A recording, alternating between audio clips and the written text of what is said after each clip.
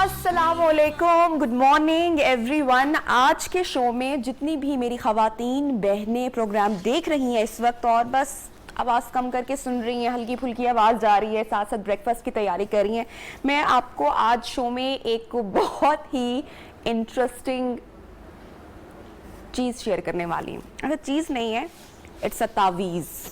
अब आप कह रहे होंगे कि मैं ये भी काम करना शुरू हो गई हूँ, लेकिन आप देखिए आगे आगे होता क्या है। एक बहुत ही ज़बरदस्त तावीज़ मैं आपके साथ शेयर करूँगी और वो तावीज़ क्या है।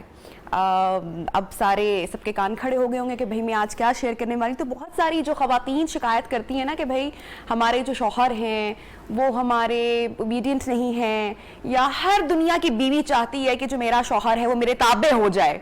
जैसे कि कोई जिन है आप और आपने किसी को अपने ताबे करना है, तो ये हर बीवी की ख्वाहिश होती है कि मेरा शौहर मेरी हर ख्वाहिश पूरी करे, मेरी हर बात माने, बस मैं कोई ऐसा तावीज़ कर दूं कि बस मेरी हाँ में हाँ मिलाता रहे। आई नो ये हर बेगम की ख्वाहिश होती है। तो आज मैं आपको इस बारे में बताऊंगी कि आपने क्या करना है और फिर सारे मसले खत्म। अच्छा जी, वो तो मैं आपको बताऊंगी, इसके लिए आपको थोड़ा सा इंतजार करना पड़ेगा प्रोग्राम में आगे चलकर। अभी मैं आपके साथ जो चीज शेयर करने वाली हूं ये बहुत ही इंटरेस्टिंग कुछ फैक्ट्स हैं जो मैं अभी आपको बताऊंगी।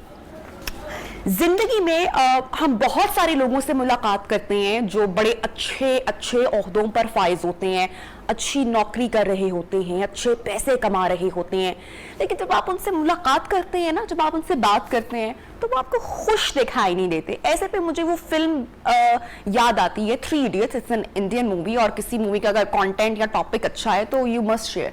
उसमें दिखाते हैं कि भाई स्टूडेंट की जिंदगी है और जो स्टूडेंट्स हैं वो कर तो रहे हैं इंजीनियरिंग, लेकिन सबका शौक अलग अलग है, करना कुछ और चाहते हैं, लेकिन इस फील्ड में गए हैं। जिस तरह से एक को फोटोग्राफी का शौक होता है लेकिन इंजीनियरिंग पढ़ रहा है, इसी तरह हमारी असल ज़िंदगी में भी हम पढ़ाई तो कर रहे होते हैं, तालीम तो मुकम्मल कर रहे होते हैं, लेकिन हम वो तालीम नहीं कर रहे होते जिसका एक्चुअल टैलेंट हम में मौजूद होता है।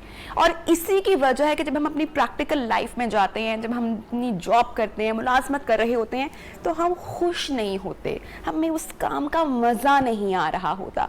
तो आज मैं आपको कुछ चीज़ें, कुछ पॉइंट्स ऐसे बताऊंगी जिससे आप अपने अंदर का जो टैलेंट है उसको जज कर सकेंगे, उसको आप पहचान सकेंगे।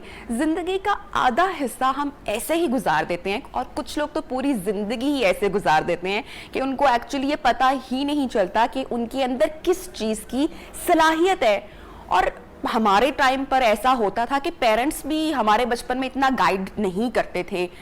अब के पेरेंट्स वैसे बहुत अवेयर है, वो बच्चों को हर तरह का स्किल भी सिखाते हैं, बच्चे तेज भी आजकल के बड़े हैं, लेकिन बहुत जरूरी है कि आप अपने अंदर का स्किल जान सके।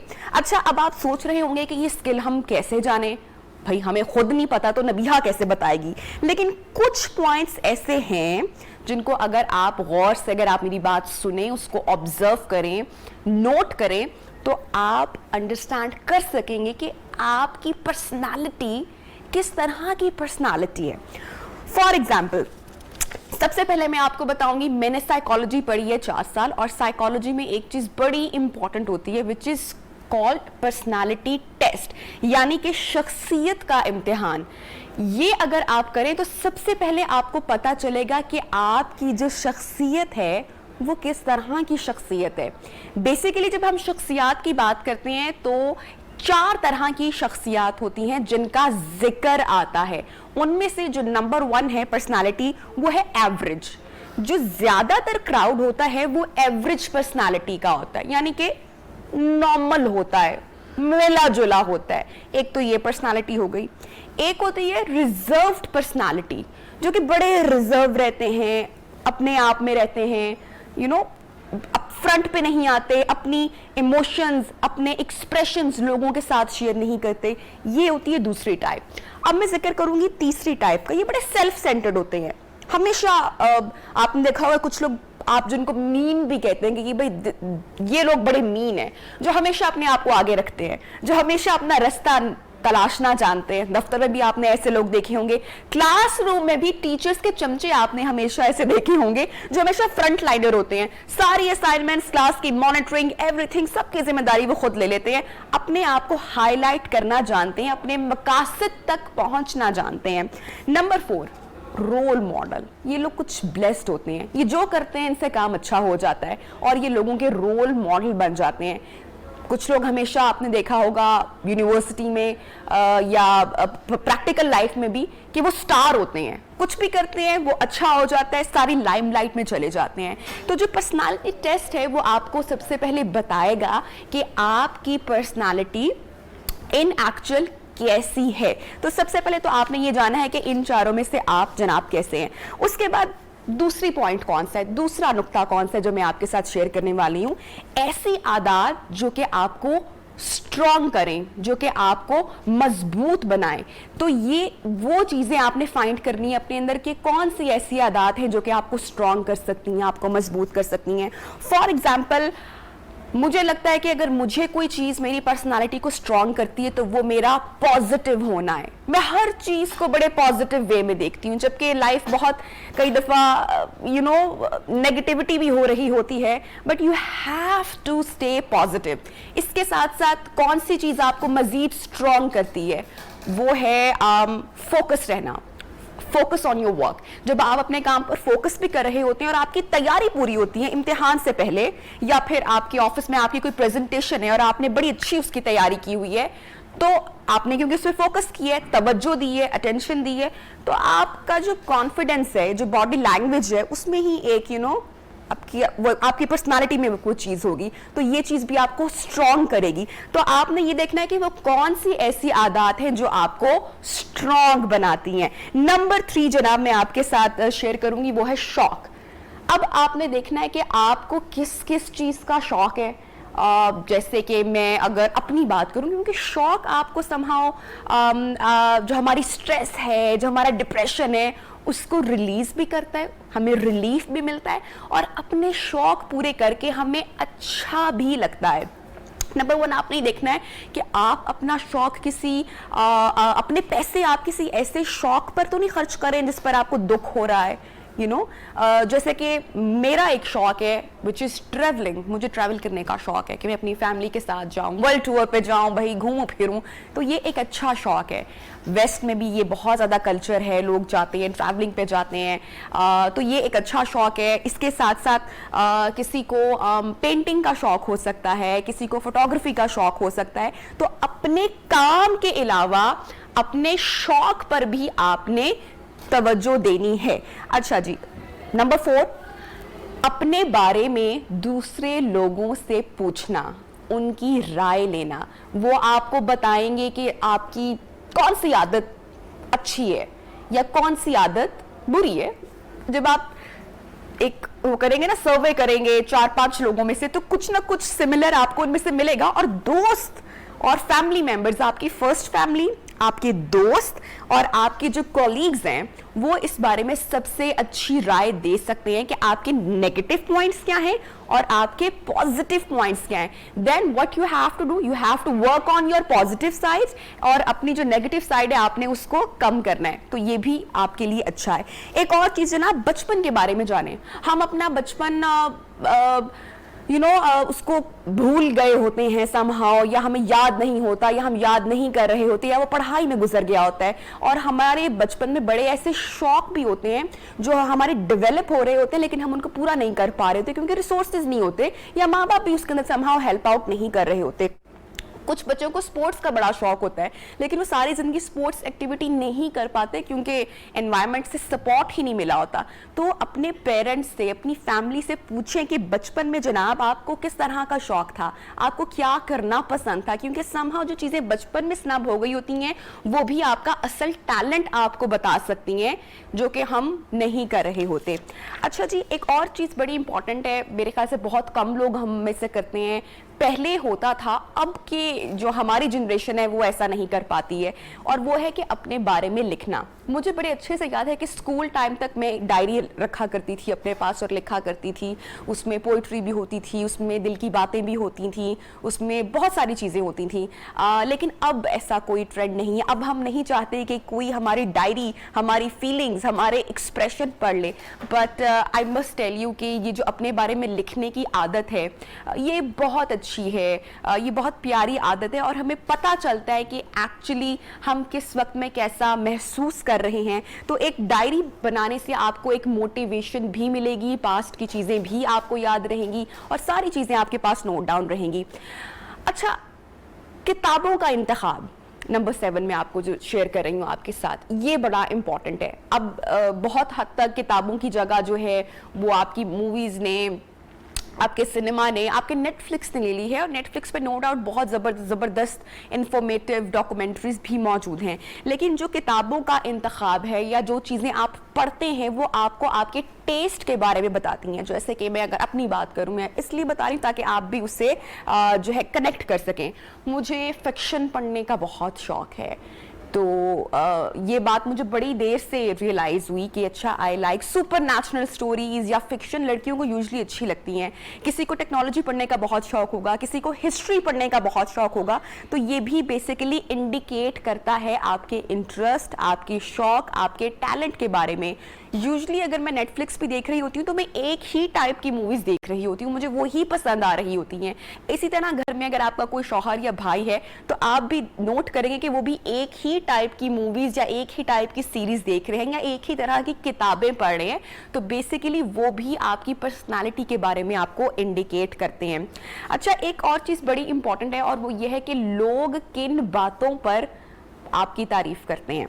तो ये जो है उससे भी आपको पता चलता है कि आपका क्या अच्छा टैलेंट है। फॉर एग्जांपल, मैं ख़वातीन की बात करूंगी जो बहुत अच्छा कुक करती होंगी।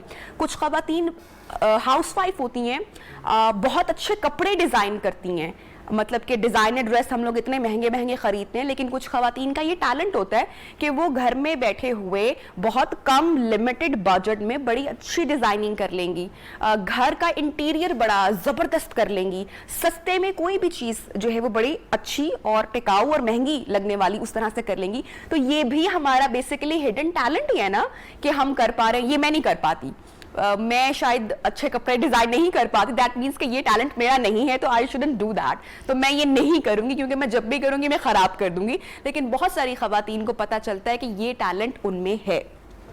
एक और चीज़ जो लास्ट है, और वो ये है कि चैलेंज के लिए हमेशा तैयार रहना चाहिए, क्योंकि ज़िंदगी हमेशा जो है ये उतार चढ़ाव है, इसमें ऊंच नीच आते रहते हैं। उम्र भी समटाइम हमारी, हम सोचते हैं कि नहीं भाई अब हम 30 के हो गए हैं, अब हमें ये नहीं करना चाहिए, अब हम 40s में चले गए हैं, अब हमें ये नहीं करना चाहिए, अब हम 50s में आ गए, अब तो बच्चे बड़े हो गए, अब हमें ये नहीं करना चाहिए। तो जो चैलेंजिंग लोग होते हैं वो हमेशा न्यू चैलेंजेस एक्सेप्ट करते रहते हैं, वो हमेशा एडवेंचरस रहते हैं और लाइफ को इंजॉय भी करते हैं, न्यू चीज़ें एक्सप्लोर करते हैं और अपने टैलेंट को भी अंडरस्टैंड जनाब कर पाते हैं। तो ये तो जनाब मैंने आपको कुछ बातें बताई आपकी पर्सनालिटी के हवाले से कि अगर आप इस पर थोड़ा सा गौर व फिक्र करें और इस पर थोड़ी सी प्रेप करें तो आपको पता चल सकता है कि आपका हिडन टैलेंट क्या है। अच्छा जी, अब हमारे जो है प्रोग्राम को आगे बढ़ाएंगे और कुछ सेगमेंट्स और स्टोरीज भी शामिल करेंगे। ब्रेक पर गालिबन हमने जाना है और जब हम ब्रेक से वापस आएंगे तो कुछ स्टोरीज जो है हम वो शामिल करेंगे। अच्छा जी, एक स्टोरी है, खबर है, वो जरा ब्रेक पर जाने से पहले हम आपके साथ ब्रेक कर लेते हैं। खबरें आ रही हैं जनाब, कराची से खबरें आ रही हैं जहां पर क्या हुआ है जी कि पैसे लेकर चोरी की वैक्सीन घरों में लगाने का इंकशाफ हुआ है। नाउ दिस इज रियली एक ऐसी चीज़ है जो मतलब कि वाकई परेशान कर रही है कि वाकई ऐसा हो रहा है। और इसमें जो फैक्ट्स आए हैं वो बड़े जनाब खौफनाक आए हैं। पुलिस ने इस बात की कंफर्मेशन की है और उन्होंने कहा है कि ये जो दो लोग हैं, एक बड़ी कंपनी का मुलाजिम है और एक उसका डायरेक्टर बताया जा रहा है, जो अच्छे खासे पैसे वसूल करके लोगों के घरों में जाकर फाइजर, मॉडर्ना और दूसरी जो वैक्सीनेशन हैं वो लगवा रहे थे और अच्छे खासे पैसे भी इन्होंने कमाए हैं। अच्छा, इसकी स्टोरी की जो खबर की डिटेल्स हैं वो हम हमारे न्यूज रिपोर्टर रजब अली से जानते हैं। अस्सलाम वालेकुम, गुड मॉर्निंग रजब, आप बताइएगा पुलिस क्या बताती है इस खबर के बारे में। ये जो मुल्जिमान हैं जिन्होंने धोखाधड़ी की है, वैक्सीनेशन लगाई है लोगों को, ये अब पकड़ में आ चुके हैं? देखिए, पुलिस तो इसमें बाद में इन्वॉल्व हुई। सबसे पहले तो इसमें हेल्थ डिपार्टमेंट इन्वॉल्व हुआ, जिस इंस्पेक्टर ने एक जुर्रत का मुजाहरा किया, जो ड्रग इंस्पेक्टर है गुलाम अली, उनका ये दावा है एफआईआर में कि उन्हें इत्तला मिली थी कि इस तरीके से जो है वो चोरी की वैक्सीन जो है वो घर घर जाकर लगाई जा रही है, जिसपे उन्होंने इब्तिदाई तौर पर जो है वो मामूली सी तहकीकात के बाद पुलिस को भी इन्वॉल्व किया इसमें कि इस तरह की उन्हें इत्तलात है। और उन्होंने जो है जो एक शख्स था जिसका नंबर इन्हें मिला था, उसके जरिए उन्होंने उस बंदे को ट्रैप किया, उसे बुलाया कि जी हम वैक्सीन लगवाना चाहते हैं। और वो फिर यहाँ सदर के इलाके में ही एक मुकाम पर उसने जो है वो हामी भरी कि जी मैं आ रहा हूँ। तो इस तरीके से पुलिस को लेकर गए और पुलिस ने जो है उस शख्स को गिरफ्तार किया, जिसका नाम मोहम्मद अली बताया जा रहा है, जो कि उस हेल्थ सर्विसेज प्रोवाइड करने वाली कंपनी का मुलाजिम फील्ड ऑफिसर है। उसे जब हिरासत में लिया मुझे गया आपसे यहाँ पे ये बात जाननी है कि ये खबर मैंने खुद कल देखी, मैंने सोशल मीडिया पर भी देखी और मैंने अखबार में भी ये खबर पढ़ी, और मैं अभी भी ये जो तस्वीर इस वक्त चैनल पर चल रही हैं और जिस आर्टिकल में या जिस अखबार में भी मैंने ये खबर देखी, वहां पर भी ये जो मुल्जिमान हैं, ये जो जिस कंपनी के बताए जा रहे हैं, इनके चेहरे ब्लर क्यों किए गए हैं? क्या वजह है? आज से पहले या इससे पहले तो कभी इस तरह से नहीं हुआ, तो इसकी क्या वजह सामने आ रही? क्यों इन लोगों का चेहरा जो छुपाया जा रहा है वो तो सबके सामने आना चाहिए। देखिए, किसी भी मुल्जिम या मुल्जिम जब तक वो होता है उस वक्त तक उसका चेहरा इसलिए छुपाया जाता है कि तफ्तीश पे असरअंदाज ना हो सके, क्योंकि अब मामला अदालत में जाएगा और गवाहों को जो है वो शनाख्त करना पड़ेगा। तो पहले से अगर जब मुल्जिमान की तस्वीरें जब आवेजा कर दी जाती है तो उस पर ये अदालती नोटिस था, पुराना है काफी, जिसमें जो है वो अदालत ने ये हुक्म दिया था कि जो मुल्जिमान होते हैं उनके चेहरे वाजे ना किए जाएं, ताकि फिर गवाहों के शनाख्त में जो है ये, क्योंकि फिर गवाह ये शिकायत करते थे, मुल्जिमान ये शिकायत करते कि जी हमारे तो चेहरे पहले से आवेदा किए गए थे, लिहाजा जो है ये झूठ हमारे साथ बांधा जा रहा है। तो इसीलिए जो है उनके चेहरे छुपाए जाते हैं ताकि गवाह जो है वो जब शनाख्त करें तो चीजें और जो है वो जो लीगल डॉक्यूमेंटेशन होती है वो सही तरीके से मुकम्मल हो सके। जब पुलिस ने इन पहले एक मुल्जिम को जब गिरफ्तार किया तो उसके कब्जे से जो खाली एम्पुल वगैरह जब मिले थे, तो फिर मुल्जिम की निशानदेही पे उनकी कंपनी के दफ्तर पे जब छापा मारा गया तो वहां से मजीद जो है वो वैक्सीन जो है वो बरामद की गई। ये लोग जो है वो जब से पिछले दिनों ये खबरें भी जो है वो आपने देखी भी होंगी, सुनी भी होंगी कि कराची का जो सबसे बड़ा वैक्सीनेशन सेंटर है कराची एक्सपो सेंटर में जो कायम है, वहां से जो है वो वहां पर जो वैक्सीन की कमी भी हो गई थी और वैक्सीन वहां से चोरी होने की भी इत्तलात थी। ठीक रजब, बहुत शुक्रिया, आपने हमें अपडेट किया। अच्छा, अब आगे बढ़ेंगे और मैं एक और स्टोरी आपके साथ शेयर करूंगी, लेकिन ये स्टोरी शेयर करने से पहले मैं आपको अपनी नन्ही सलीना की एक बात शेयर करूंगी और फिर आपको मैं अगली खबर बताऊंगी। जब भी मेरी बेटी कोई गलत काम करती है तो मैंने ऐसा नहीं रखा हुआ कि मैं उसको कोई डराती या धमकाती हूँ कि भाई जिन आ जाएगा, अक्सर लोग करते हैं, जिन आ जाएगा बेटा, ये शरारत मत करो, या कोई आ जाएगा। लेकिन जब मैंने देखा कि भाई ये तो अब बहुत ज़्यादा शरारती हो रही है और ये तो अब बाज नहीं आ रही है, ये तो मुझसे भी नहीं डर रही है या मेरी बात को फॉलो नहीं कर रही है, तो मैंने एक दो ट्रिक करने की कोशिश की। मैंने उससे बोला कि बेटा देखो, गार्ड अंकल आ जाएंगे तो तुम ये अब शरारत मत करो।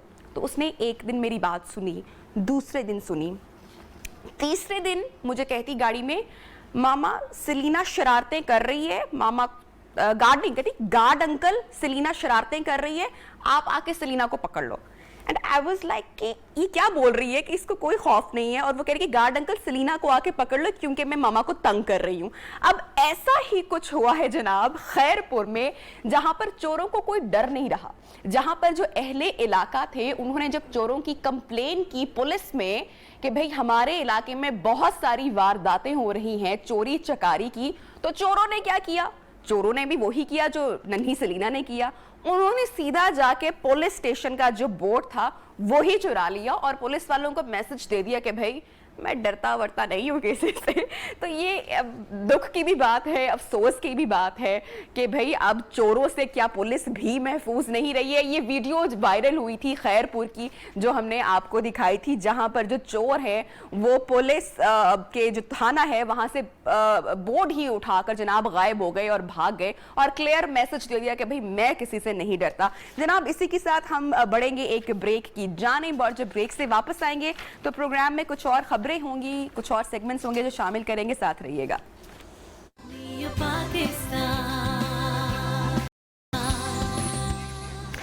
वेलकम बैक जनाब। प्रोग्राम में आपको कहते हैं खुश आमदेद। एक दिन मैं एक मूवी देख रही थी जिसका नाम था अपोलो 16 आई गेस। ये मूवी नेटफ्लिक्स पर भी है, टॉम हैंक्स की ये मूवी है और इसमें दिखाते हैं कि किस तरह से नासा मिशन कर रही है और किस तरह से तस्खीर की जा रही है आसमानों की, मुख्तलिफ प्लैनेट्स पर जाया जा रहा है। तो ये जो जुस्तजू है ये हमेशा से इंसान में रही है और हमने हमेशा पढ़ा भी है कि सितारों से आगे जहां और भी हैं। तो इंसान हमेशा इस जुस्तजू में रहता है कि समंदर के अंदर वो डुबकी लगा सके, वहाँ की दुनिया को जान सके, वहाँ की दुनिया को पहचान सके, देख सके कि अल्लाह ताला की जो कुदरत है, वो कायनात वो कितनी खूबसूरत है, कितनी बड़ी है, इसकी वुसअत कितनी है। इसी तरह इंसान हमेशा ज़मीन से बाहर आसमान, तारे, चाँद तक पहुँचने की कोशिश करता रहा और वो बिल आखिर चांद तक पहुंच भी गया। इसी तरह पहाड़ हमारी ज़मीन पर अल्लाह ताला की कुदरत का करिश्मा है। दुनिया का सबसे बड़ा पहाड़, सबसे बुलंद तरीन चोटी माउंट एवरेस्ट, जिसकी बुलंदी है 8,849 और उसके बाद नंबर आता है पाकिस्तान की बुलंद तरीन चोटी जिसका नाम है केटू। और केटू ना सिर्फ पाकिस्तान की बुलंद तरीन चोटी है बल्कि ये पाकिस्तान की बल्कि दुनिया की माउंट एवरेस्ट से भी ज़्यादा ख़तरनाक चोटी तस्वुर की जाती है और कहा जाता है कि हर 4 में से एक शख्स मौत के मुंह में चला जाता है इसको सर करते हुए। लेकिन उसके बावजूद ये जो शौक है और ये तस्खीर है, ये जुस्तजू जो है, ये इंसान को आगे से आगे लिए जाती है। और ऐसा ही एक बाहिम्मत शख्स अली सतपारा भी इसी जुस्तजू में था।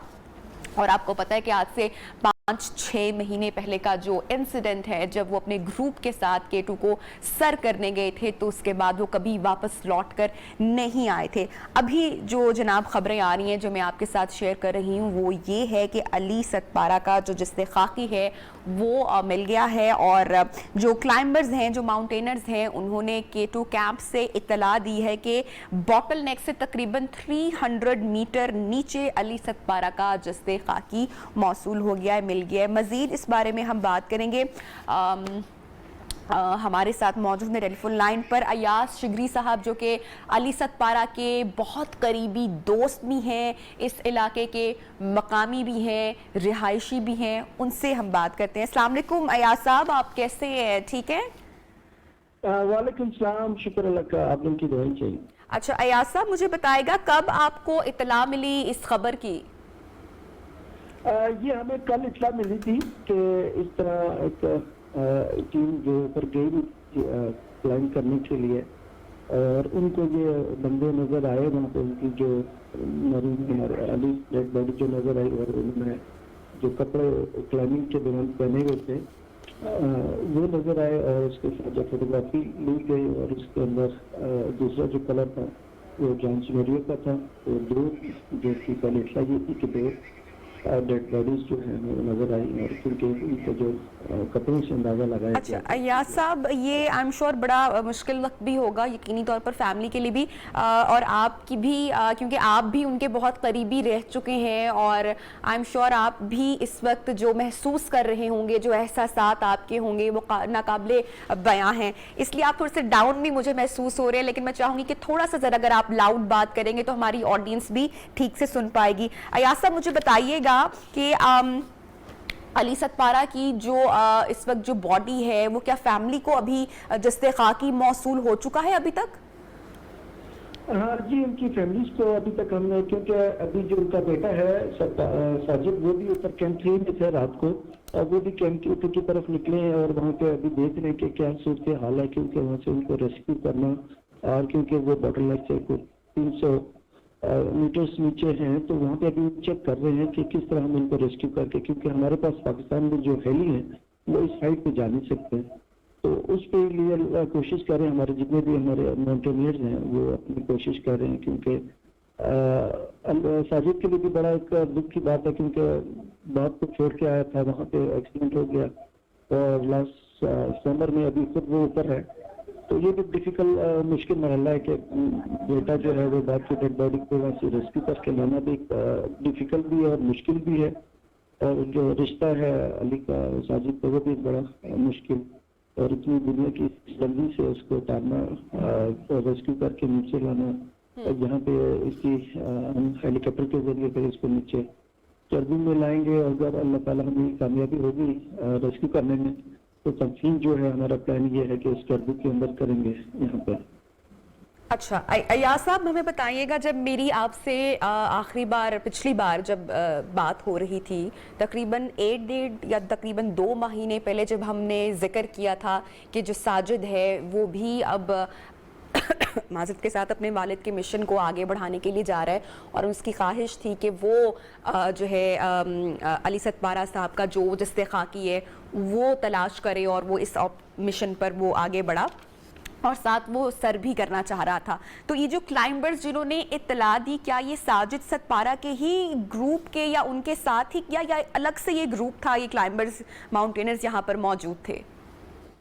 नहीं, ये अलग ग्रुप था, ये दूसरा ग्रुप था, मेडिकल ग्रुप के एक्सपीडिशन के नाम से था।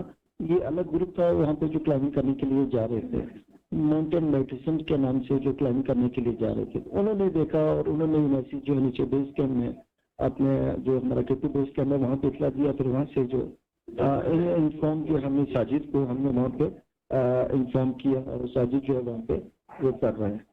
तो मतलब अभी इस टाइम क्योंकि वहाँ पे हमारे गिलगित बल्तिस्तान के और पाकिस्तान के जितने भी बड़े को पहना है इस टाइम केटी पे ही मौजूद हैं, और वो कोशिश कर रहे हैं कि इंशाल्लाह उसको हम रेस्क्यू करके नीचे लाया जाए, क्योंकि जॉन स्नोरी की वाइफ का भी यही कहना है कि जॉन स्नोरी की जो बॉडी है उनके लिफ्ट में उनके पास लाई जाए। लेकिन आपको पता है कि इतनी बुलंदी से उसको उतारना, वहाँ पे रेस्क्यू करना, हेलीकॉप्टर्स के जरिए नीचे लाना, फिर बॉडी जो है वहाँ पे बिल्कुल फ्रीज हो जाती है, फिर उनको नीचे का जो टेम्परेचर है उसके मुताबिक तो प्रिजर्व करके रखना, ये भी बड़ा मुश्किल मरहला है। बस हम कोशिश कर रहे हैं, हमारे बेस्ट क्लाइंबर जो है उस समय ऊपर ही हैं अबाउट 1000 मीटर्स में, और कुछ हमारे अभी मुझे इंफॉर्मेशन ये मिली है हमारे यहाँ के जो पाकिस्तान के कुछ क्लाइंबर्स ने K2 अभी इस दफा 2021 में पहली दफा सबमिट कर लिया। सब फैमिली में किस किस से अभी आपकी बात हुई, उनकी अहलिया से बात हुई? साजिद क्या अभी वापस आ चुका है या अभी भी मिशन पर है? नहीं जी, साजिद अभी मिशन में ही है, साजिद अभी जो है वो ऊपर ही है अपने कैंप 3 और कैंप 4 पे। कैंप 3 से कैंप 4 की तरफ जा रहा था, वहाँ पे उसके रेस्क्यू के लिए ना। अच्छा, मुझे बताइएगा अयाज सिकरी साहब, साजिद के लिए अभी फौरी तौर पर तो वापस आना आसान अमल नहीं है, फौरी तौर पर तो वो वापस नहीं आ सकता। तो आपकी साजिद से बात हुई है, वो इस वक्त किस स्टेट ऑफ माइंड में है? नहीं, साजिद से अभी हमारा रास्ता नहीं हुआ, वो K2 पहाड़ के ऊपर है, कैंप 3 कैंप 4 से ऊपर, तो वहाँ उनसे रब्ता करना भी मुश्किल होता है। जो बेस कैंप में वो मैसेज कन्वे करते हैं, वहाँ से हमारा रब्ता होता है, तो डायरेक्टली अभी साजिद से हमारा रब्ता नहीं हुआ। वो थोड़ा सा नर्वस भी है, क्योंकि आपको पता है कि रिश्ता ऐसा है, अपने बाप की डेड बॉडी उसको नजर आई है वहाँ पे, तो वो जा रहे हैं वहाँ पे और देखेंगे तो कैसे पॉसिबल है कि उस जगह से उनको रेस्क्यू करके, क्योंकि जो इंफॉर्मेशन मिली है काफ़ी दूर से मिली है, पिक्चर्स जो फोटोग्राफी में आई है, क्योंकि अभी वहाँ जगह पे जाके रेस्क्यू करके उनको ऐसी सेफ जगह पे लाना जहाँ पे हमारे पाकिस्तान आर्मी के जो हेलीकॉप्टर्स हैं वो जाएं और वहाँ से उसको रेस्क्यू करें। तो इसमें थोड़ा सा टाइम का भी इशू है और टाइम लगेगा इसके अंदर, तो हमारी कोशिश है कि इसको एज सून एज पॉसिबल जितना भी हो सके, क्योंकि एग्जैक्ट अभी पोजीशन जो है वो हमारे जो ऊपर माउंटेनियर्स बैठे हैं कोशिश कर रहे हैं, साजिद भी और दूसरे जो हमारे बल्तिस्तान के क्लाइंबर्स हैं टॉप के, वो भी वहाँ पे मौजूद हैं, तो कोशिश कर रहे हैं। तो अभी थोड़ी देर तक इंशाल्लाह इंफॉर्मेशन मिलेगी क्या अपडेट चल रही है। ठीक है, thank you so much Ayaz Sikri साहब, आप हमारे साथ मौजूद थे, और आई एम श्योर कि बड़ा मुश्किल टाइम है इस वक्त फैमिली के लिए, और स्पेशली सबसे ज़्यादा मुश्किल टाइम है अली सतपारा के जो साहबजादे हैं, जो उनके बेटे हैं साजिद सतपारा के लिए, जो कि दोबारा K2 के इस मिशन को सर करने के लिए पहुँचे ही इसलिए कि वो अपने बाप की, अपने वालिद की जो बॉडी है उसको फाइंड कर सकें, उसको तलाश कर सकें। क्योंकि आपको पता है कि जब ये इंसिडेंट पूरा पेश आया तो जो है हमारी रेस्क्यू टीम्स भी बहुत ज़्यादा पहुंची, लेकिन चूंकि तब जो मौसमियाती चैलेंजेस थे वो बहुत ज़्यादा थे और हमारा जो रेस्क्यू टीम्स थी उन्होंने कई दिनों की कोशिश वो करते रहे, लेकिन उसके बावजूद आपको पता है कि जो है वो बर्फ़बारी और जो मौसम और केटू पर जो उस वक्त जो मौसमियाती चैलेंजेस थे उनका शदीद सामना करना पड़ा था। और साजिद अब उसी जो है मिशन को आगे लेते हुए कि वो अपने वालिद का जो जस्ते खाकी हैं ताकि उसको तलाश कर सके और केटू की चोटी पर वो जाकर झंडा लहरा सकें ताकि अपने वालिद का जो मिशन है वो मुकम्मल हो सके। लेकिन अनफॉर्चुनेट कितनी सिचुएशन है कि कोई और क्लाइंबर्स जो हैं वो इस बात की इतला दे रही हैं, जो कि एक अच्छी खबर है कि चलो बिलाखिर एक इतला मिली, लेकिन साजिद अभी तक इस बात से अनअवेयर है, उनसे रब्ता नहीं हो पा रहा। आई होप सो कि उनसे जल्द रब्ता हो पाएगा और वो भी जल्द अज जल्द अपनी फैमिली के साथ दोबारा मिल पाएंगे। अच्छा जी जनाब, अब मैं एक और खातून, पाकिस्तानी बाहिम्मत खातून, उनसे आपकी मुलाकात करवाने जा रही हूँ नियो पाकिस्तान में। और जो मार्का इन्होंने सर किया है इससे पहले किसी और ख़ातून ने नहीं सर किया, और ये भी मैं आपको बताऊं कि बच्चे की पैदाइश के तकरीबन चंद माह के बाद, मैं भी नाम अनाउंस करूंगी, ये ख़ातून 8000 मीटर की चोटी सर करने वाली पाकिस्तान की पहली खातून है। और बड़ी खुशी होती है, मुझे बड़ा फ़ख्र होता है जब हम किसी ऐसी खातून से मिलते हैं। हमारे साथ मौजूद है जनाब नाइला कयानी, जिन्होंने 8000 मीटर की बुलंदी -15 डिग्री में ठंडी हवा न जाने कितने मौसमियाती चैलेंजेस के साथ इन्होंने सर की है। 8035 मीटर की बुलंदी पर जाने वाली ये खातून है। नाइला से बात करते हैं जनाब। अस्सलाम वालेकुम, गुड मॉर्निंग नाइला, कैसी हैं आप? अस्सलाम वालेकुम, गुड मॉर्निंग। बिल्कुल ठीक हूँ, आप कैसी हैं? मैं नाइला बिल्कुल ठीक ठाक हूँ। नाइला मुझे बताइएगा, माशाल्लाह माशाल्लाह पाकिस्तान की पहली खातून बन चुकी हैं जिन्होंने ये मार्का सर किया है, कैसा महसूस होता है? मुझे तो अभी कुछ दिन हो गए हैं हम लोग वापस घर से पहुंचे, अभी तक यकीन ही नहीं आ रहा कि सब मुबारकबाद दे रहे हैं। तो बहुत अच्छा लग रहा है क्योंकि मकसद मेरा शुरू में रिकॉर्ड कायम करना नहीं था, सिर्फ G2 सर करना था, क्योंकि कुछ और 3-4 और लेडीज थी, खवातीन थी जो कि 8000 ट्राई कर रही थी। तो उस वक्त मेरे जहन में था कि कोई ना कोई और कर लेगा, लेकिन अल्लाह के करम से ना सिर्फ G2 सर हुई है बल्कि पाकिस्तान की पहली खातून बन गई हूँ जिन्होंने 8000 पाकिस्तान में कराकरम में की है। तो बहुत खुशी महसूस हो रही है। नाइला खातून के लिए और फैमिली का भी पीछे होना, डिसीजन लेना ही मैं समझती हूँ कि बहुत बड़ी बात है। कौन कौन से चैलेंजेस रहे इस पूरे सफर में? सबसे पहला तो हुई, जैसे आपने बोला कि छोटी बच्ची थी, 6 महीने की थी, तो वो मेरे लिए मुश्किल डिसीजन था, लेकिन हमने फैमिली ने अग्री किया कि पूरा नेटवर्क है फैमिली का हेल्प करने के लिए छोटी बच्ची को। और अभी बहुत छोटी थी इसलिए मैंने डिसीजन लिया कि उसको याद नहीं रहेगा, बाद में कुछ साल बाद मुश्किल होगा मुझे उसको छोड़ के आना, क्योंकि बच्चों को पता होता है कि माँ नहीं है। ये एक पहला चैलेंज था जो मैंने समहाउ ओवरकम किया फैमिली की सपोर्ट की वजह से। दूसरा आई गेस मेरा पहला, मतलब इससे पहले यूजुअली जब 8000 पीक लोग सर करते हैं काफी एक्सपीरियंस के बाद जाते हैं, मेरी ये पहले ही चोटी थी और उसमें मुझे पता नहीं था हाइट से मेरी बॉडी कैसे रिएक्ट करेगी, टेक्निकली मुझे पता नहीं था कि क्या क्या होगा। समिट के बिल्कुल पास स्ट्रेस की वजह से ना, क्योंकि मेरी पहली पीक थी, तो वो 2-3 घंटे ऐसे थे कि मुझसे कदम उठाया ही नहीं जा रहा था। तो 3 घंटे कॉन्स्टेंटली मुझे वो बस ये सोच के आगे जाना पड़ा कि जो भी हो जाए मुझे जहाँ तक हो मेंटली मुझे आगे जाना है। तो ये और मौसम बहुत सर्दी, इतनी सर्दी थी बेस कैंप से भी काफी पहले, मैं यूज टू नहीं हूँ सर्दी की, तो उसने काफी मसला किया। लेकिन अल्लाह का शुक्र है सब प्रॉब्लम टीम की हेल्प की वजह से भी हौसला मैंने नहीं हारा, कुछ मतलब कोई मेजर प्रॉब्लम नहीं हुआ। नाइला कॉन्ग्रेचुलेशंस, और बड़ी ज़बरदस्त बात है कि आपने ये सारा मार्का सर किया। आई एम श्योर कि ना सिर्फ लड़कियां बल्कि बहुत सारे मर्द हजरात भी आपको देख के बहुत ज़्यादा इंस्पायर हुए होंगे और उन्होंने भी बहुत हिम्मत आपसे ली होगी। अच्छा, मैं आपसे लास्ट कमेंट लूँगी। अभी हम बात कर रहे थे अयाज शिगरी साहब से भी, और न्यूज़ में भी आ रहा है कि अली सतपारा का जस्ते खाकी है वो मिल चुका है। आप कुछ कहना चाहेंगी, कुछ अपने एहसास शेयर करना चाहेंगी इस पर? बिल्कुल, अली सतपारा तो कौम के हीरो थे, और जब वो विंटर एक्सपेडिशन पे गए थे तो पूरी मतलब शुरू में तो माउंटेनियरिंग कम्युनिटी की नजरें थी, हम लम्हा चेक कर रहे थे, और बस यही सोच रहे थे कि वो पाकिस्तान का झंडा लहराएंगे।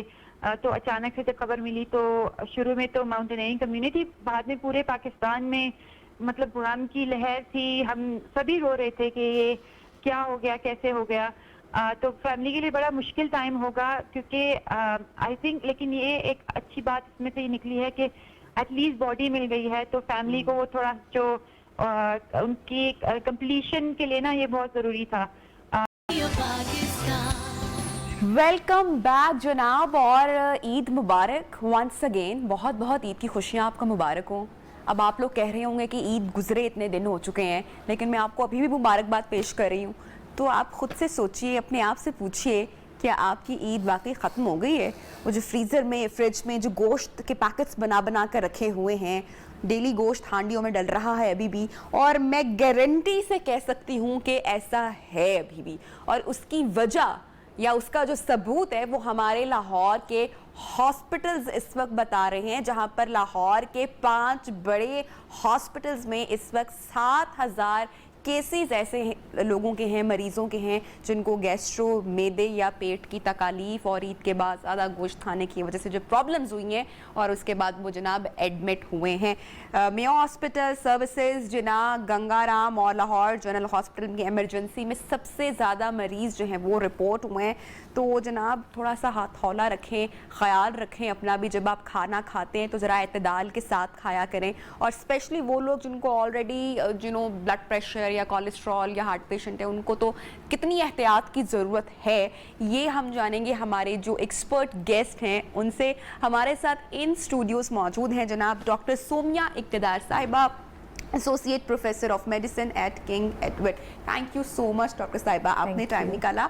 इतने ज़्यादा लोग इकट्ठे बीमार हो गए, 7,000 केसेस लाहौर में, क्या वजह बनी डॉक्टर साहिबा? जो मैं बता रही हूँ, क्या ये वही वजह है? बिल्कुल वही वजह है Nabiya, and this is not something new. हर साल जब बकर ईद आती है, ईद कुर्बान आती है, उससे पहले ही हम लोगों को एजुकेट करना शुरू कर देते हैं कि आपने मॉडरेट अमाउंट में प्रोटीन की इंटेक या रेड मीट का इस्तेमाल करना है, बिकॉज इसके साथ फिर जो बीमारियाँ, जो ऑलरेडी जिनको बीमारियाँ हों जैसे शुगर, ब्लड प्रेशर, दिल का मसला, गुर्दे या जिगर का मसला, वो बिगड़ जाते हैं। और कुछ लोग जो वैसे तो हेल्दी होते हैं, जिन्हें कोई ऐसा दायमी मर्ज तो नहीं है, लेकिन वो ओवर ईटिंग की वजह से मैदे के मसाइल के साथ हॉस्पिटल्स में आते हैं। And this has been a tradition कि हर साल ईद के बाद ये बढ़ जाते हैं। हम बात सुनते हैं तो हमारे बड़े बुजुर्ग जवानों को कहते हैं, मतलब हमारी एज के लोगों को कहते हैं कि भाई तुम लोग तो गोश्त खा सकते हो, तुम लोगों की तो उम्र है तो जितना मर्जी खाओ। तो वो जितना मर्जी जो है वो हमें बेसिकली उसी कैटेगरी में एट द एंड ले जाता है, जहाँ पे हमें उसका नुकसान उठाना पड़ जाता है। ऐसे ही तो है। आपने अभी जिक्र किया कि जो मॉडरेट अमाउंट है उसमें गोश्त का इस्तेमाल होना चाहिए। मैं आपसे ये जानना चाहूंगी कि आप हमारी ऑडियंस को बताएं कि ये मॉडरेट अमाउंट है क्या? ओके नबिया, तो मॉडरेट अमाउंट जो मीट की आप कहते हैं उसे आप तकरीबन 3 आउंसेस ऑफ मीट कहते हैं, और जो डेली रिकमेंडेशन है वो तकरीबन 50 to 70 ग्राम्स के बीच में है। और ये नहीं है कि रोज़ ही ये खाना है, जो रिकमेंडेशन है काउंट कर लें कितनी बोटी बनती है। मैं इसका एक आसान तरीका बताती होती हूँ कि जो आपकी पाम है, ये साइज होता है तकरीबन 3 आउंसेस का। सो आपने मीट लेने का, सो ये आपने गोश्त की अमाउंट लेनी है। लेकिन आई थिंक इसको तो मल्टीप्लाई बहुत सारों से कर लें तो उतना गोश्त खाया गया होगा ईद पे।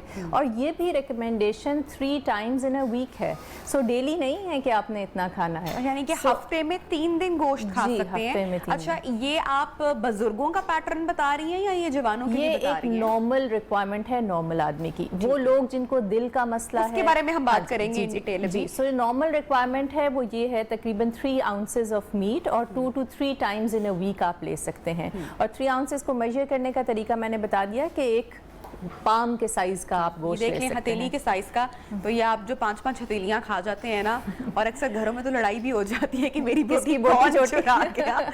तो वो अगर कोई चुरा गया है तो चले अच्छी बात है। डॉक्टर साहब मुझे बताएंगे कि जब ज़्यादा हम मीट का इस्तेमाल करते हैं और अक्सर घरों में बहुत ज़्यादा इस्तेमाल किया जाता है, तो उससे क्या क्या बीमारियाँ जो है वो हो सकती हैं? अच्छा देखिए, जो मीट का कंटेंट है, एक तो वो प्रोटीन होती है जो हमें पता है, इसके अलावा उसमें फ़ैट बहुत ज़्यादा कंटेंट में होती होता है। सोडियम या नमक का इस्तेमाल जो है वो बहुत ज़्यादा मीट के साथ एसोसिएटेड है। सो जो बीमारियां इससे रिलेटेड हैं एक तो वो हो सकती हैं जब आप गोश्त बहुत ज़्यादा मिकदार में खाते हैं और बहुत जल्दी जल्दी भी खाते हैं। हमें ये भी लगता है कि टाइम शायद लिमिटेड है तो जितना खा सकते हैं उसमें खा लें, और आप वक्फा नहीं देते अगले खाने और पिछले खाने के दरमियान प्रॉपर, यानी 5 to 6 आवर्स का। सो जो आपका जिस्म में एसिड प्रोड्यूस होता है जो खाने को हज़म होने में मदद देता है वो ज़्यादा प्रोड्यूस और ज़्यादा जल्दी प्रोड्यूस होता है, जिसकी वजह से खाना अभी हज़म होके आगे गया भी नहीं होता और आप ऊपर से और ले लेते हैं। सो वो एसिड की एक्यूमुलेशन स्टार्ट हो जाती है, और मैदे के अंदर जब एसिड भर जाता है तो वो ऊपर को आता है, जिससे हार्ट बर्न, डिस्पेप्सिया, जलन और तेजाबियत का शिकार लोग हो जाते और हैं। सोने पे सुहागा ये होता है कि हम उसमें जो मसाला जात का इस्तेमाल करते हैं वो भी एक और खतरे की चीज हम ऐड कर रहे होते जी हैं। बिल्कुल, जो स्पाइसेस होती हैं उसमें एक एलिमेंट होता है जिसे हम कैप्साइसिन कहते हैं, ये मिर्चों में ज़्यादा होता है, और ये जो तमाम स्पाइसी तरह के spicy food red chilli flakes जो होते हैं उनमें ज़्यादा होता है, और ये आपको जो मज़ेदार और चटपटे बनाने के लिए आप मसाले ऐड करते हैं, ये आपको अगर ऑलरेडी इन्फ्लेम्ड है, आपका मैदे की सोजिश है, ऑलरेडी मसला रहता है तेजाबियत का, तो उसके ऊपर जाके मिर्चें अगर आप किसी जख्म पे भी डालें तो कैसे पेन करती हैं। सो सिमिलरली आपके मैदे की झिल्ली के ऊपर जब ये जाके लगती हैं तो वहाँ ज़ख्म जो हैं वो आपको दर्द करते हैं, पेन, और फिर उन्हीं तकालीफ के साथ लोग हॉस्पिटल्स के अंदर आते हैं। इसके अलावा जब आप बहुत मसालों का इस्तेमाल करते हैं तो फिर आपको नमक भी बहुत ज़्यादा है, मसाले भी, पानी भी बहुत पी लेते हैं। पानी पिया हो फिर गोश्त भी खाया हो तो पेट फूल के यहाँ आ जाता है, और उसके बाद खा के नींद भी बहुत अच्छी आती है और फिर लेट जाते हैं। इसीलिए ईद पर कितनी डिजीनेस भी हो जाती है। और हमारी फैमिली में एक बारबेक्यू पार्टी अरेंज की जानी थी, तो आंटी जी ने पूछा मेरे शौहर से कि भाई क्या मेन्यू क्या रखा जाए। सो माय हस्बैंड सेड कि आप एक दाल का बॉल बनाएं और एक मटरों वाले चावल बनाएं।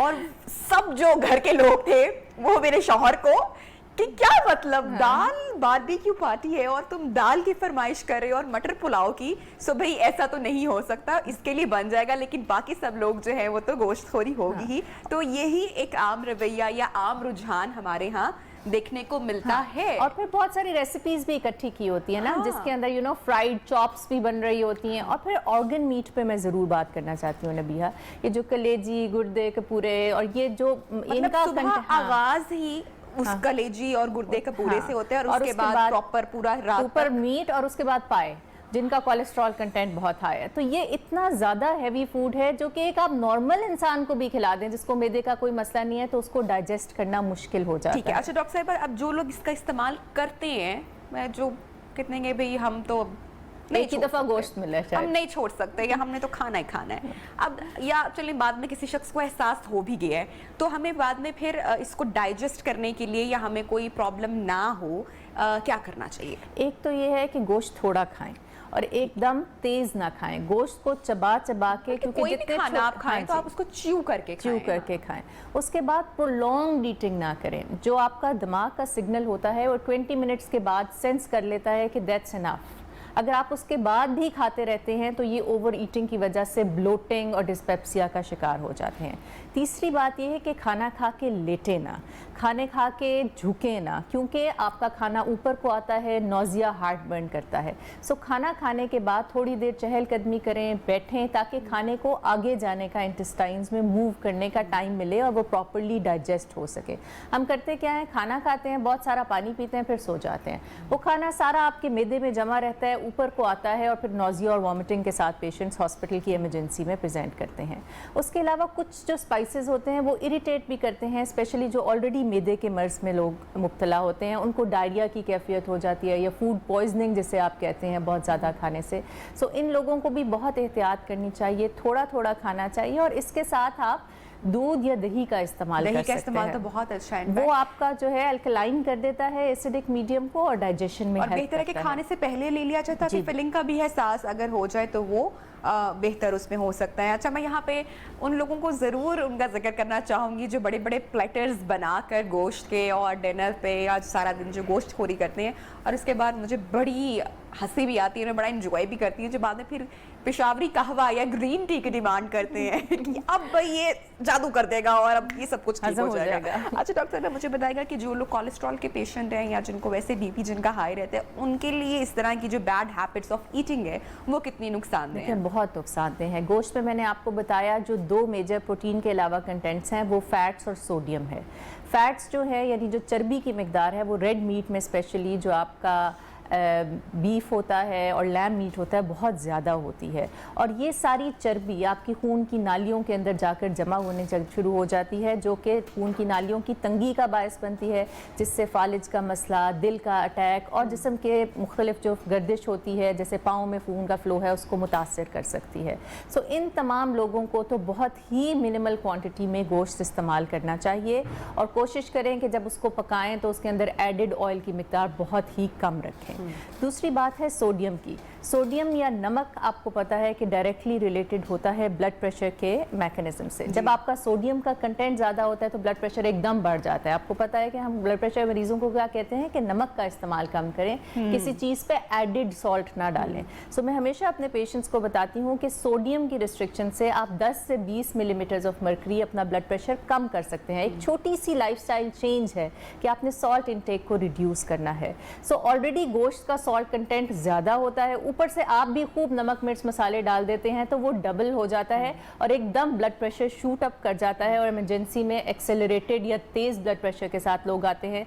कई दफ़ा ब्लड प्रेशर इतना बढ़ जाता है कि नाक से खून आने लग जाता है या फालिज का मसला या दिल में दर्द शुरू हो जाती है। सो ब्लड प्रेशर के पेशेंट्स के लिए भी बहुत एहतियात की ज़रूरत है। इसके अलावा गुर्दे और जिगर के मरीज़, इन लोगों की भी प्रोटीन हमें रिस्ट्रिक्ट करनी होती है क्योंकि जो एक्सेसिव प्रोटीन है वो ब्रेक डाउन होके जिस्म में गुर्दों के ज़रिए खारिज होती है। सो अगर आपके गुर्दे वीक हैं और आपने बहुत ज़्यादा प्रोटीन इंटेक ले ली है तो आपका गुर्दे का function deteriorate. Doctor Somiya, thank you so much, आपने टाइम निकाला और अवेयरनेस के लिए आपने बात की। और इसके साथ साथ मैं ये भी इसमें ऐड ऑन करना चाहूँगी कि अगर आप थोड़ा सा चीट कर भी लेते हैं ऑन योर वीकेंड्स या कभी किसी ओकेजनली, तो एक्सरसाइज को अपनी एक आदत का, अपनी रोज़मर्रा ज़िंदगी का हिस्सा या अपनी आदत ज़रूर बनाएं ताकि जो भी आप चीट कर रहे हैं वो आपको डाइजेस्ट करने में थोड़ी सी आसानी हो। वैसे तो कोशिश करें कि आप पोर्शन में ही मीट अपना इस्तेमाल करें, जैसा कि डॉक्टर साहिबा ने बताया कि आपको अपनी एक हथेली के मुताबिक लेना है।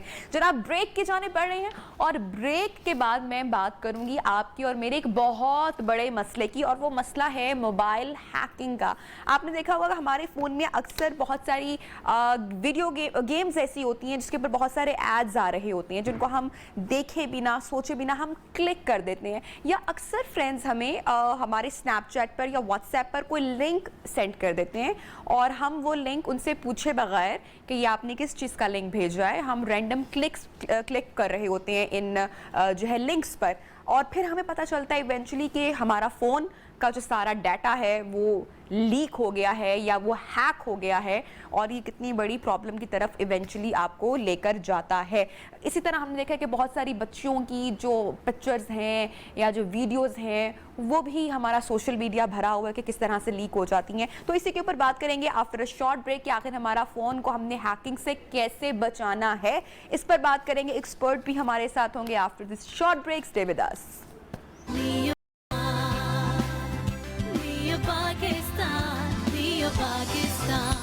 वेलकम बैक जनाब। प्रोग्राम में आपको कहते हैं खुशामदीद, और आज के प्रोग्राम में इस सेगमेंट में हम आपको बताने वाले हैं कि अगर आपका मोबाइल फ़ोन हैक हो जाए तो आपको कैसे पता चल सकता है। आपके फ़ोन में जो रैंडम लिंक्स हम ओपन कर लेते हैं उसका कितना हमें नुकसान उठाना पड़ सकता है। हमारी गैलरी, हमारे फ़ोन नंबर्स, हमारा सारा डाटा, तस्वीर, वीडियोस, बैंक अकाउंट डिटेल्स या क्या कुछ जो है वो हैकर हैक कर सकता है, और हमें क्या करना है और इससे कैसे बचना है। इसके लिए एक्सपर्ट हमारे साथ मौजूद हैं जनाब Ubaid Arshad, he is a technology IT expert. Welcome to the show.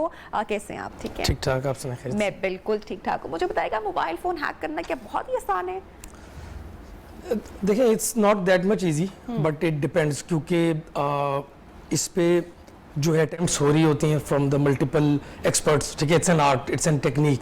ठीक है, जो लोगों के मोबाइल की एक्सेस ले रहे होते हैं, but most of the cases में जो एंड यूज़र या जो मोबाइल यूज़र है उसकी अपनी किसी भी गलती या कोताही की वजह से वो एक्सेस जो है उस हैकर को या आपका सिस्टम जो है कॉम्प्रोमाइज़ हो जाता है आपका मोबाइल किसी एप्लीकेशन के थ्रू या ओवरऑल उसमें आपकी किसी सेटिंग के थ्रू या आपने किसी इररेलेवेंट ऐप को वो एक्सेस भी दे दी है जो नहीं देनी। तो ये सारी चीज़ें आप मॉनिटर कर अच्छा, सकते हैं। हम अगर वन बाय वन अगर मैं आपसे कहूँ बैठ के हम जिक्र करते हैं कि जो यूजली हम मिस्टेक कर रहे होते हैं जिसकी वजह से हमारा फोन जो है वो बड़ा इजीली हैक हो जाता है, तो मैं चाहूंगी कि आप one by one in detail बताएं कि जो काम आपने बिल्कुल हरगिज नहीं करना, चाहे कोई बहुत करीबी ही आपको फोर्स कर रहा हो कोई लिंक ओपन करने के लिए या व्हाटएवर जो आप बताने वाले हैं, तो प्लीज उबैद। देखिए उसमें आई थिंक सबसे जो बेसिक स्टेप है वो ये है कि आपकी ईमेल की एप्लीकेशन जो है, आपका एसएमएस, आपको व्हाट्सएप, अगर कहीं भी आपको कोई लिंक क्लिक करने को कहे या कोई भी आपसे कोई कोड जो है कोई कोड मांगे या कोई भी ऐसी चीज़ आपसे मांग रहा है वाया इररेलेवेंट एप्लीकेशंस, ठीक है, या इररेलेवेंट आपको जो लगे जो रेलिवेंट ही नहीं है, तो सबसे बेसिक स्टेप वो है। फिर उसके बाद ये कि आज के ऑपरेटिंग सिस्टम जो है काफ़ी वो इवॉल्व हो चुके हैं, ठीक है। सो बेसिकली उसमें सारी सेटिंग्स और वो प्राइवेसी सेटिंग्स हैं, you need to understand that कि उसमें कौन सी एप्लीकेशन लोकेशन की एक्सेस मांग रही है, कौन सी एप्लीकेशन आपकी कैमरा की एक्सेस मांग रही है। सो ये सारी चीज़ें जो है वो उसके अकॉर्डिंगली देनी चाहिए जो उन एप्लीकेशंस की नीड है। और जो अगर आपको कहीं जो है कॉल आती हैं आपसे कोड स्पेशली मांगते हैं, वो कोड नहीं देने, फिर आप लोग नॉन ट्रस्टेड वेबसाइट्स को ब्राउज करते हैं, सर्फ कर रहे होते हैं, उसमें आप बार बार क्लिक्स कर रहे होते हैं जो आपको पता भी नहीं होता कि ये रेलिवेंट है या नहीं है। सो इसमें इसी तरह से आपको पता भी नहीं चलता आपके मोबाइल पे जो है वो मिररिंग शुरू हो जाती है, उसकी एक्सेस जो है वो जो है हैकर्स के पास चली जाती है। अच्छा, मुझे बताएगा कि बहुत सारी गेम्स ऐसी होती हैं जिनको जब अपने फ़ोन के साथ कनेक्ट करते हैं या डाउनलोड करते हैं, और बच्चे यूजुअली बहुत सारी गेम्स उन्होंने पेरेंट्स के भी फ़ोन में की होती हैं और हमें पता भी नहीं होता कि ये क्या क्या उस पर वो कर रहे हैं।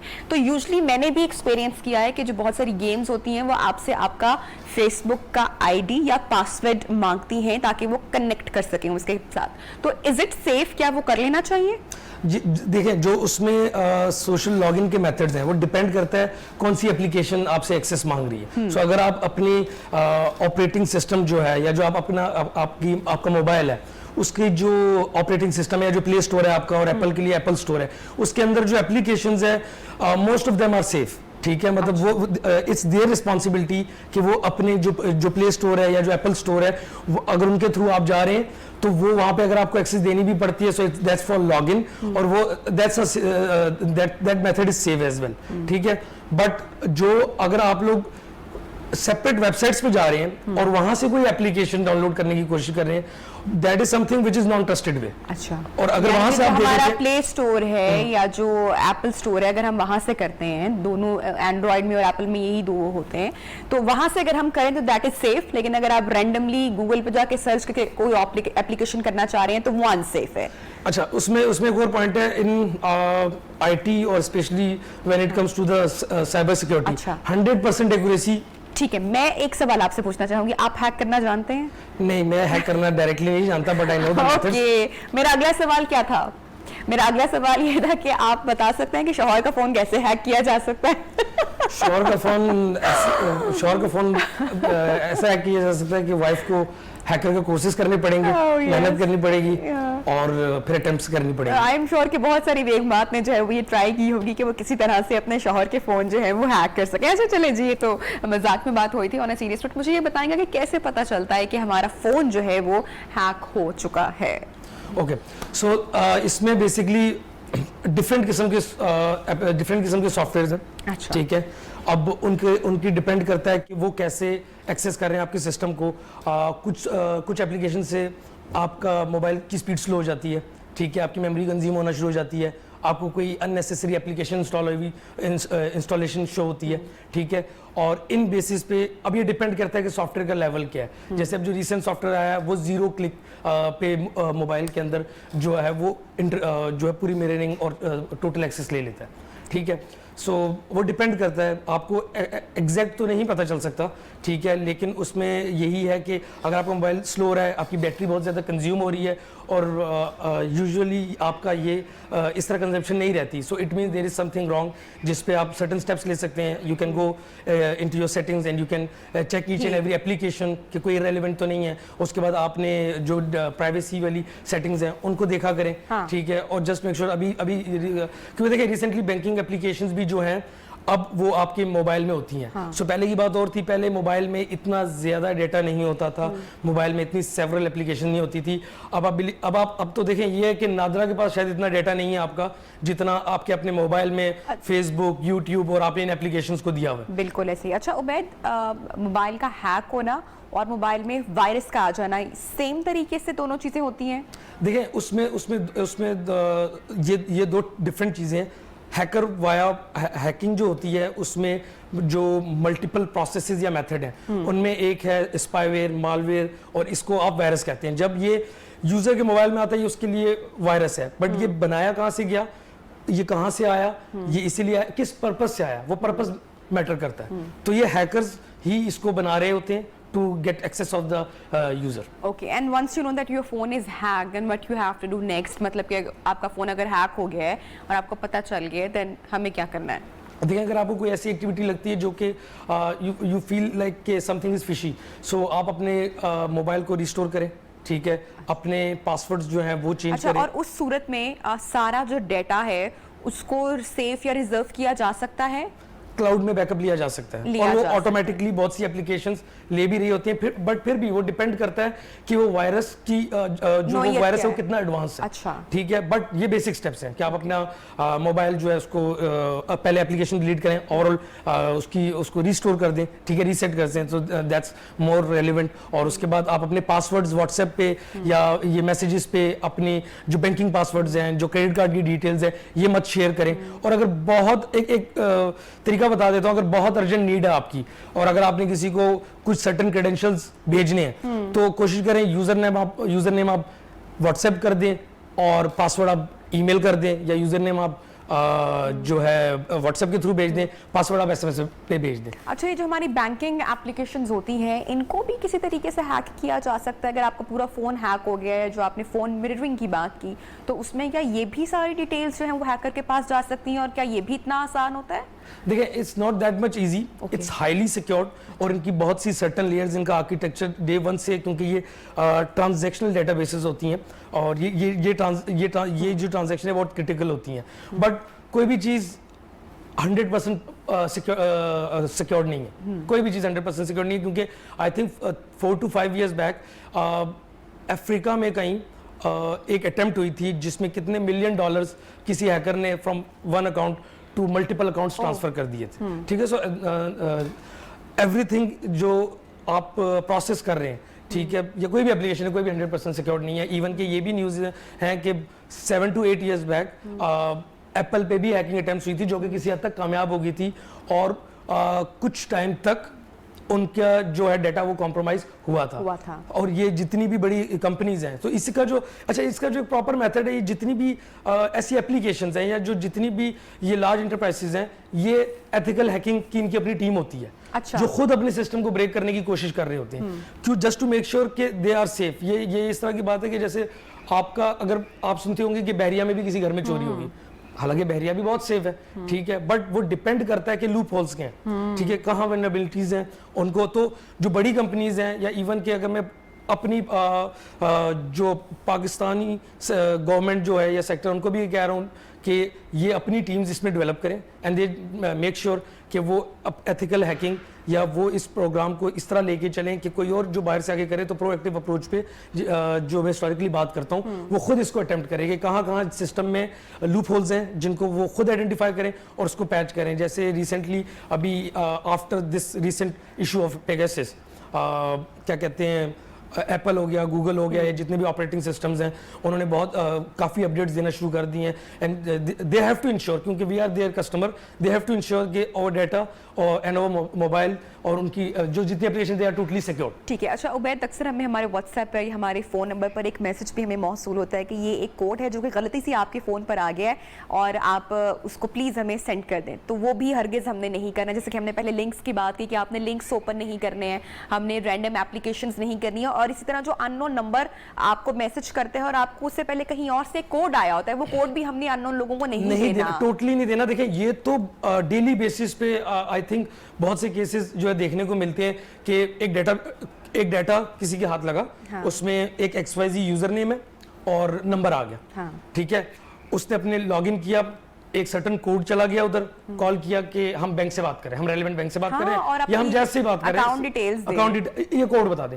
जब आप वो कोड दे देते हैं तो यूजर नेम भी उसके पास है, वो कोड भी उसके पास आ गया, उसने एक्सेस कर ली। और इसी तरह वन मोर थिंग कि जितनी भी अपडेटेड एप्लीकेशंस हैं उनको अपडेट करें, ठीक है, उनकी जितनी रिसेंट अपडेट्स आ रही हैं वो लेते रहें, क्योंकि वो फिक्सेस कर रहे होते हैं, जो सिस्टम में कॉम्प्रोमाइजेस हुए हुए होते हैं, जो वल्नरेबिलिटीज होती हैं उनको वो फिक्स कर रहे होते हैं। तो जब आप अपडेट नहीं करेंगे, आप प्रीवियस वर्जन पे होंगे तो कोई तो फिर वो पैच आप पे या जो वो जो सोल्यूशन है वो आपकी अपडेट में नहीं होगा। एक ये बात, दूसरी ये बात कि कुछ सर्टन जो पैरामीटर्स हैं वो अपडेटेड एप्लीकेशन में एग्जिस्ट करते हैं जो कि होने चाहिए, जिसमें जैसे 2 फैक्टर ऑथेंटिकेशन। आप देखते हैं कि इंस्टाग्राम हैक हो जाता है, यहाँ बैठे बैठे आपका इंस्टाग्राम जो है अमेरिका से या कहीं से भी अटेम्प्ट हो गया, क्योंकि जब वो एक सर्टन लाइन ऑफ कोड या उनको जब वो प्रोसेस मिल जाता है ना कि ये किस तरह करना है, तो पूरी दुनिया में बैठ के अटेम्प्ट्स करते रहते हैं। और जिसका सिस्टम वीक होता है, जिसकी सिक्योरिटी वीक होती है, और सबसे बड़ा लूप होल क्या है, वो इजीली हैक हो जाता है। इसीलिए अब देखें बहुत से नॉन ब्रांड्स हैं जैसे हम अच्छा, इसलिए हमें अक्सर जो है हमारा जो ईमेल एड्रेस है उस पर काफ़ी सारी ईमेल्स मौसूल होती हैं कि आपने मिलियंस ऑफ डॉलर्स जो हैं वो आपकी एक लॉटरी निकल आई है और आप इस लिंक पर क्लिक करें और ये करें। तो ये सारी चीज़ें वो हैं कि आपने जिनसे बचना है। अगर आपका कोई बहुत करीबी दोस्त या रिश्तेदार अगर आपको कोई लिंक भी भेजता है तो आपने उसे भी, जब तक कंफर्मेशन ना हो जाए, आपने उसको ओपन नहीं करना है। किसी और शख्स को आपने अपने फ़ोन पर मौसूल हुआ कोई कोड भी ट्रांसफ़र नहीं करना है। ये वो सारे स्टेप्स जिनको फॉलो करने से आप अपने फोन को हैकिंग से बचा सकते हैं। Thank you so much Ubaid, आपने टाइम निकाला और हमें टिप्स बताएं कि हम अपने फोन को कैसे बचा सकते हैं। लेकिन उबैद ने हमें नहीं बताया कि जो बेगमात हैं वो अपने शोहरों का फोन हैक कैसे कर सकती हैं। चले इन नेक्स्ट मीटिंग इंशाल्लाह ब्रेक में जाएंगे और जब ब्रेक से वापस आएंगे तो आपकी मुलाकात एक ऐसे शख्स से करवाएंगे जिसका दावा है, जो कहता है कि मैं पाकिस्तान पर चढ़ा हुआ जितना भी कर्जा है उसको उतार सकता हूँ। देखते हैं ये कौन शख्स है और इसके दावे में कितनी सच्चाई है। ब्रेक से वापस आते हैं।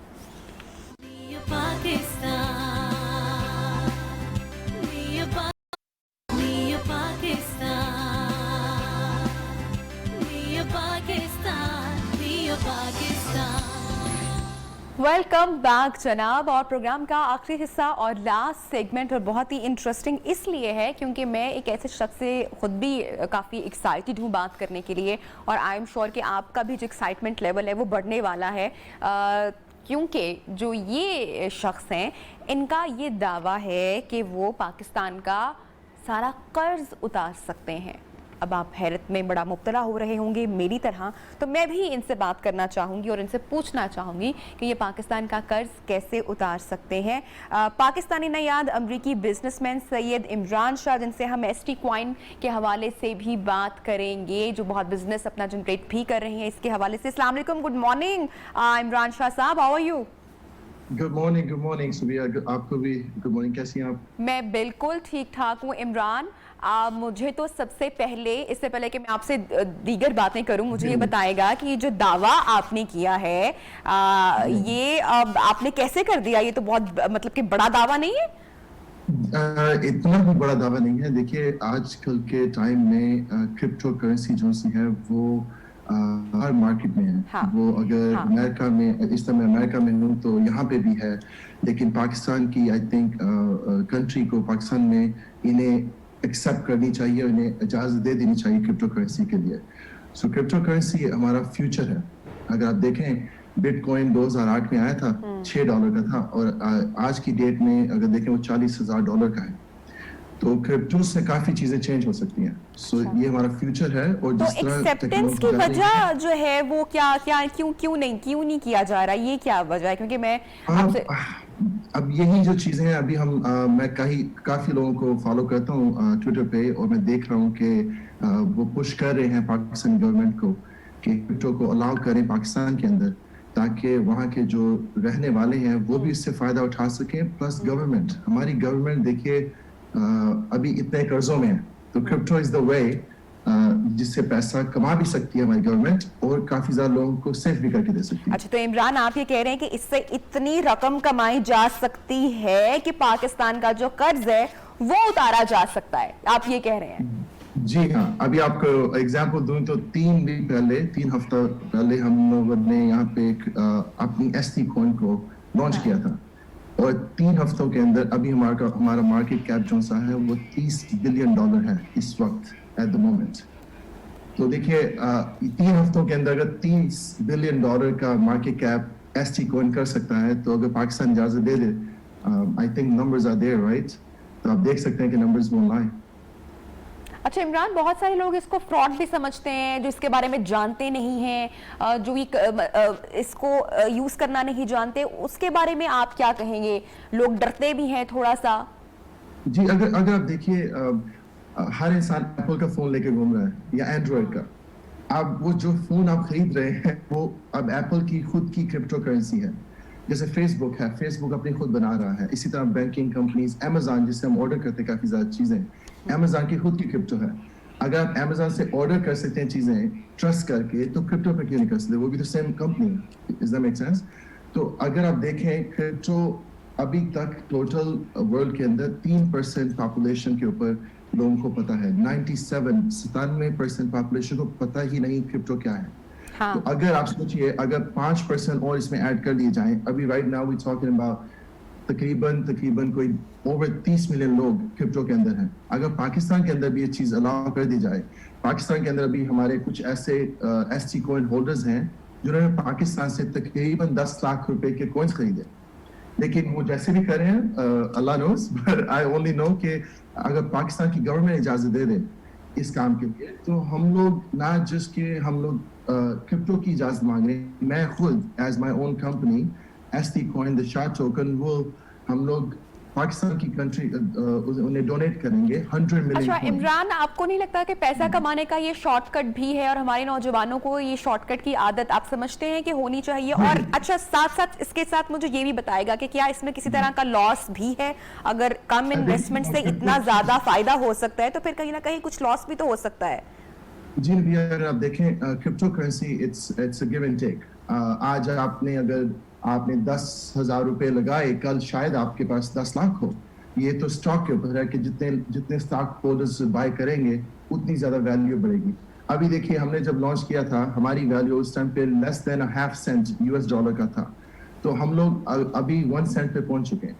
तो अब जितने हमारे होल्डर्स हैं, अगर उन्होंने 10,000 रुपए लगाए, उन्होंने उस स्टॉक खरीदा, तो उनका इस टाइम 15-20 हजार उन्होंने उसके ऊपर कमा लिया। और जहां तक रही बात आपकी कहने की कि जो यंग जनरेशन है, अभी आप देखिए हर चीज ऑनलाइन हो गई है। I think most of Pakistani, मैं खुद पाकिस्तान में रह चुका हूँ और अभी रिसेंटली विजिट भी किया था, तो वहां पे मैंने देखा लोग डेबिट कार्ड अपना और क्रेडिट कार्ड यूज करने से कतराते हैं, वो डरते हैं कि कहीं फ्रॉड ना हो जाए।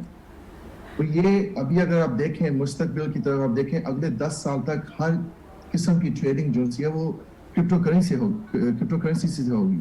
अभी टेस्ला की जैसे कंपनी है, इलेक्ट्रिक कार जो बना रहे हैं, आप बिटकॉइन से टेस्ला खरीद सकते हैं। कुछ तो है इस क्रिप्टो के अंदर कि इतनी बड़ी चीजें हो रही हैं और लोग इससे टोटली उन्हें पता ही नहीं कि क्या हो रहा है। ये क्रिप्टो करेंसी इज फ्यूचर, और हम इस चीज की हर बंदे को कहेंगे कि इसके ऊपर आए, इसको देखिए, इसको पढ़िए। ऑनलाइन के ऊपर हर चीज ओपन है हर इंसान के लिए। आप इमरान, अगर कोई शख्स इन्वेस्ट करना चाहता है और मेरी तरह जो बहुत सारे लोग हैं जिनको नहीं पता इसके बारे में, तो what is the first step you have to take? The first step is go to the website. It's called www.shahtoken.com. Go to the website. हमने उस पूरी वेबसाइट पे पूरा ब्रेकडाउन दिया है। कॉइन का मकसद क्या है, हम जिस काम के लिए इस कॉइन को यूज कर रहे हैं, अभी इस एट दिस मोमेंट मेरे पास अल्हम्दुलिल्लाह 40 गैस स्टेशन हैं, 40 उस गैस स्टेशन पे हम लोग अपना मेरा कॉइन यूज हो रहा है अभी एसटी कॉइन। तो लोग उससे गैस खरीद रहे हैं, विच इज पेट्रोल, जो आप लोगों को पेट्रोल है पाकिस्तान में। लोग वहाँ से दुकान से चीज़ें खरीद रहे हैं, जैसे कन्वीनियंस स्टोर्स होते हैं। तो अगर आप लोगों को जानना है, the best thing you need to do, go to shadtoken.com the website, उस पर जाके पूरा ब्रेकडाउन लिखा है, कॉइन कैसे खरीदना है, उसका मकसद, पूरी detail for whole 10-year plan, पूरे 10 साल का प्लान उस पर लिखा है। तो आप देख सकते हैं। Very nice. अच्छा इमरान, हमें ये भी बताएगा अगर पाकिस्तानी गवर्नमेंट जो है इसकी इन फ्यूचर इजाज़त दे सकती है, जैसा कि आपने बोला कि अब फ्यूचर भी इसी का है, तो इसका फ़ायदा क्या आम नौजवान को होगा या गवर्नमेंट को भी किसी तरह से होगा? दोनों को होगा। अब देखिए ट्रेडिंग के अंदर जब आते हैं, अभी अमेरिका के अंदर अमेरिकन गवर्नमेंट, हमारी जो IRS है, जैसे पाकिस्तान FDR है, ये लोग 40% टैक्स ले रहे हैं आपकी पर ट्रेडिंग पे। तो अगर आपने 1 लाख रुपए का बिजनेस किया ट्रेडिंग के ऊपर, तो गवर्नमेंट 40,000 पर ट्रेडिंग लेगी। और अगर 40,000 पर ट्रेडिंग लेती है, विच इज नॉट इंक्लूडिंग, ये इंक्लूड नहीं है जो हमारी कंपनी पाकिस्तान गवर्नमेंट को डोनेट करेगी, 100 to 500 million coins। It's not a small number, it's a big number, right? तो अगर इस टाइम पे हम जो डोनेट करना चाह रहे हैं पाकिस्तानी गवर्नमेंट को, ओनली अगर वो अलाउ करते हैं पाकिस्तान के अंदर, जो उसकी अभी की वैल्यू होगी $5 million at the moment if they do trading. और अगर फ्यूचर में उसका रेट बढ़ जाता है, अगर डॉलर तक चला जाता है, तो 500 मिलियन कॉइन का मतलब है कि हमने $500 million पाकिस्तान को दिया है। So इससे बड़ा, इससे how big Pakistan can make if you look at it. Thank you so much Imran, आपने हमें ज्वाइन किया फ्रॉम अमेरिका और आप हमें बता रहे थे कि किस तरह से जनाब जो क्रिप्टो है और एसटी कॉइन है, ये नौजवानों के लिए उनके बिजनेस को बूस्ट करने के लिए, पैसा कमाने के लिए बड़ा ज़बरदस्त साबित हो सकता है और गवर्नमेंट को भी ये फ़ायदा पहुंचा सकता है। ये तो आपका दावा है